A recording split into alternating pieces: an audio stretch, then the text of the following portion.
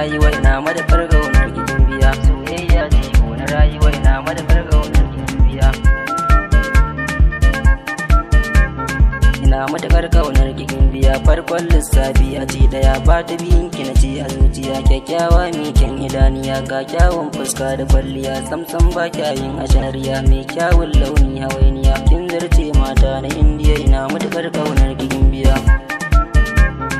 Na matakar kaunar gidan biya. Kyakkyawan kuduri a zuciya na samu mai bani kariya. Ga kyawun lafazi a gaskiya ta wanken kunci na zuciya. Ko da ta hange ni ne fashi take take sanya ni dariya. I love you ke sarauniya, I miss you kin jigin biya.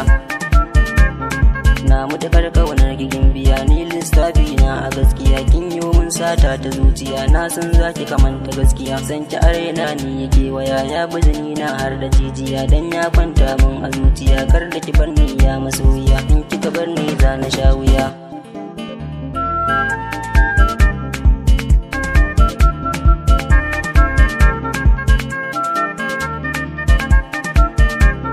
Ke ce mai sanya ni dariya ni dai buri na mu zam daya. Kar da ki karyar min da zuciya dan na yo yawo a duniya. Na zazzaga na yi tambaya babu kamar ki bikin ji gaskiya. Dan haka ke ɗaya ce a zuciya. Kin zarce mata na duniya ke ce zaɓi na masoyiya.